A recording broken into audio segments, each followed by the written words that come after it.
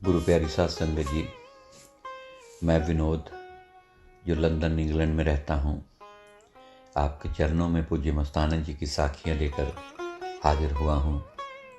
आज हम जिन साखियों की यहाँ चर्चा करेंगे उनकी तफसील कुछ इस तरह है कि साखी नंबर 1 गुस्सा कट के, साखी नंबर 2 लोहे के चने, साखी नंबर 3 सिमरन में बुढ़िया, साखी नंबर 4 जैसा अन्न वैसा मन, अविनाशी दाता पीरों के पीर करतारपुर जी सिंह को लड़का। साखी नंबर 1 गुस्सा कट के।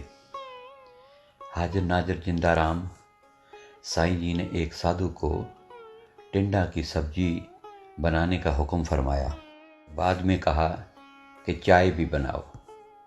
उस साधु ने कहा कि जी बनाता हूँ। शब्द स्वरूपी अंतर्यामी घट घट के जानी पातशाहों के पातशाह जी फरमाए, सच सच बता कि गुस्सा कट के बनाएगा या गुस्सा रख के। बेली गुस्सा कट के बनाई, देखी किते मस्ताना गरीब मारिया न जाए। साखी लोहे के चने। रब्बी मजलिस की खुशी मस्ती की किरण छोड़ी, सबको घायल कर दिया। फिर अपने मुर्शद की एक बात बताई कि एक बार सावन शाह पातशाह जी को सौंफ की ज़रूरत पड़ी। उन्होंने 2 अन्ने सेवक को दिए कि बड़ैच पिंड में जाओ और सौंफ लेके आओ। अगर वहाँ से सौंफ ना मिले तो सेवक ने पूछा, ये लंगर में है तो वहाँ 2 अन्ने देकर सौंफ ले आऊं? यह बात सुनकर सच्चे पातशाह सावन शाह जी महाराज फरमाए, ये जहर है। 2 अन्ने देने के बाद भी लोहे के चने हैं जो पचाने बहुत मुश्किल हैं। साखी सिमरन में बुढ़िया। एक दिगंबर साधु ने श्री दीनदयाल परम संतों के न्यारे राम मस्ताना शाह बलोचिस्तानी जी के परम चरणों में आकर अपने मन की एक शिकायत की कि उसको सिमरन के वक्त एक बुढ़िया सामने आती है। दिगंबर साधु की बात सुनकर अंतर्यामी जानी जान पीरों के पीर जी फरमाए कि तुमने गांव में लस्सी पी थी। उसने कहा, हाँ जी। सच्चे पालनहार परम पिता जी फरमाए, तो सिमरन में उसी का फोटो आता है, क्यों किसी के घर की लस्सी पी थी। साखी जैसा अन्न वैसा मन। अविनाशी पुरुष मस्ताना जी ने खाने के बारे में फरमाया कि सोच समझकर प्रेमी के घर से भी खाया जाए, उसी प्रेमी के घर से खाया जाए जो सब कुछ अपने सतगुरु का समझता है। ज़रूरत पड़े तो खाना खाए वरना ना खाए। फिर अपने मुखारबिंद से एक फ़कीर की बात सुनाई। कहने लगे कि एक फ़कीर शहर में आया तो उसने किसी के घर का पानी तक न पिया। जाते समय 2 पैसे के चने लेकर खा लिए, लेकिन उसके मन में खराबी पैदा हुई। खेतों में बकरियां चराते गडरिये की गर्दन मरोड़कर उसे मार दिया और वापस आकर कुटिया में बैठ गया। जब खोज की गई तो उस कुटिया तक पैरों के निशान मिले। दोबारा तसल्ली की। थानेदार ने आकर पूछा कि यहाँ कोई आया तो नहीं था। उस फकीर ने सच सच बता दिया कि लड़कों को तो उसी ने मारा है। सारे शहर में हाहाकार मच गया। राजा समझदार था। जब राजा के सामने उस फकीर को पेश किया गया तो राजा ने अपने साथ हर बार की तरह बैठने के लिए कहा। तो फकीर बोला कि आज मैं मुजरिम हूँ, फैसले से पहले लायक नहीं हूँ कि मैं आपके साथ बैठूं। उसने अपना कसूर मान लिया। राजा ने पूछा कि परसों खाना कहाँ से खाया था? तो उसने 2 पैसों के चने के बारे में बताया कि उसने चने उस भड़भूंजे से लेकर खाए थे। फिर भड़भूंजे को बुलाया गया।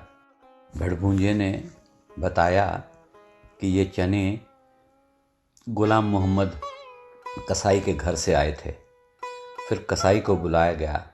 उसने बताया कि बकरा कत्ल किया था, उसके एवज में उससे ये चने भुनवाए गए थे।